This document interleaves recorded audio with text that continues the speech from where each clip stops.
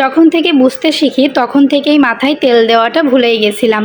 তেল দিতে মোটেও ভালো লাগতো না, তো মা জোর করে ধরে মাথায় তেল দিয়ে দিত। আর মাথায় তেল দিলে কান্না শুরু করতাম। আমার তেল ভালোই লাগতো না, মনে হতো মাথায় তেল দিলে মাথা ব্যথা হয়। যখন বিয়ে হয়ে গেল তখন নিজের যত্ন নিতেই ভুলে গেলাম। তখন মাথায় জোর করে কেউ তেল দিতে আসে না। তখন বুঝতাম না তেল কতটা জরুরি আমাদের চুলের জন্য।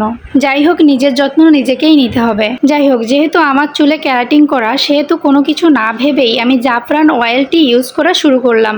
আর এই তেলটা বেসিক্যালি স্ক্যাল্পে ইউজ করতে হয়, তাই আমি জাস্ট চুলের গোড়ায় ইউজ করতেছি। আর হ্যাঁ, ইগনোর মাই মেক্সি।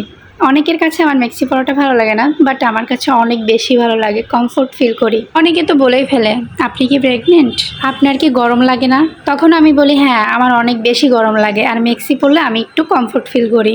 বেক্সি বয়েলের কাপড় দিয়ে আমি এই মেক্সিগুলো নিজেই তৈরি করি নিজের জন্য। যেহেতু আমার গরম অনেক বেশি, আমি গরম একটুও সহ্য করতে পারি না, সেহেতু নিজে কিসে কমফোর্ট ফিল করব সেটাই আগে। কে কি ভাবলো, কে কি বললো, ডাজেন্ট ম্যাটার। শুধু মেক্সি না, যে কোনো ড্রেসই আমি আমার নিজেরটা নিজেই তৈরি করি।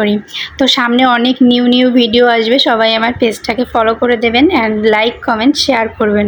ধৈর্য ধরে ভিডিও করা, এডিট করা একদম সিম্পল বিষয় না, এটা অনেক ধৈর্য এবং কষ্টের কাজ।